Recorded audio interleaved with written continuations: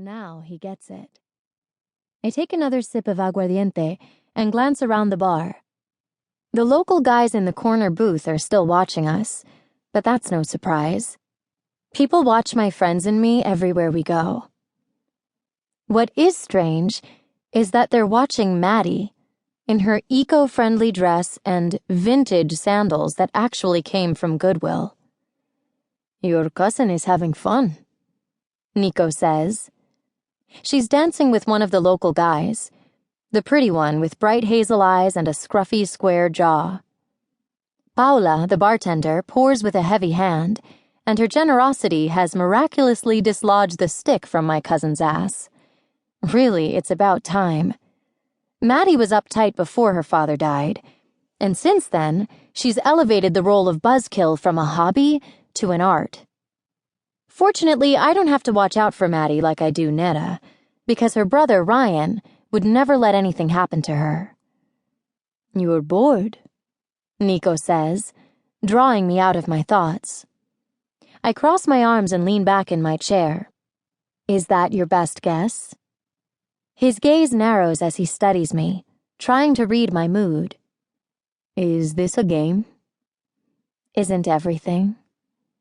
My glass is empty, so I take a sip from his, watching him over the rim as he tries to make sense of the puzzle that is me and my friends dropping cash in his neighborhood dive bar.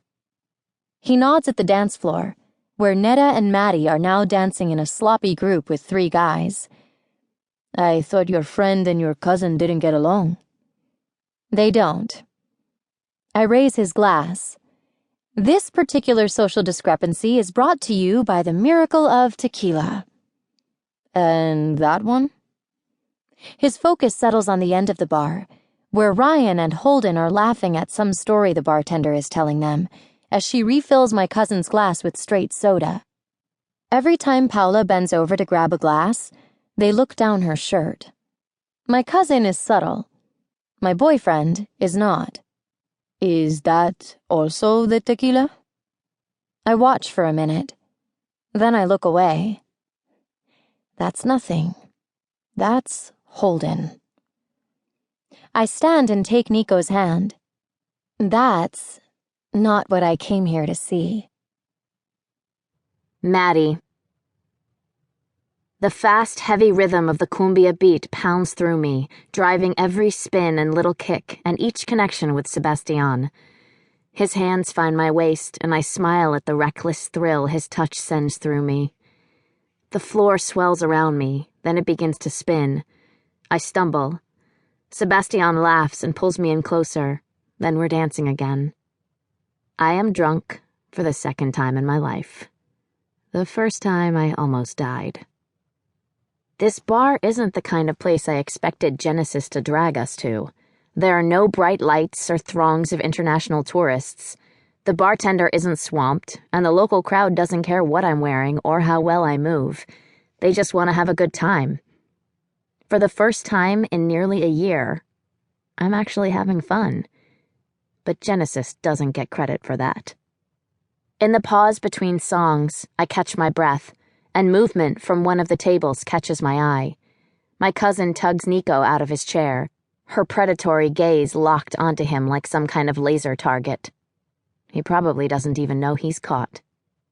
My phone buzzes and I pull it from my pocket, but Genesis plucks it from my hand on her way past with Nico.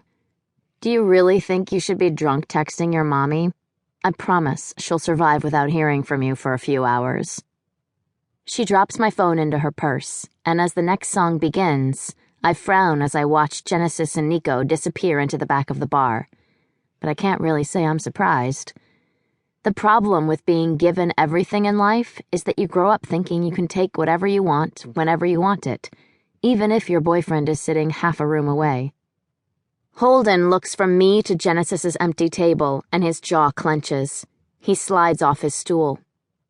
It's possible that my staring wasn't as subtle as I thought.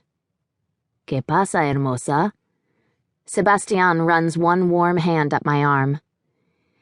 "Nada, lo siento," I tell him. "¿Quieres otra copa?" "No, gracias."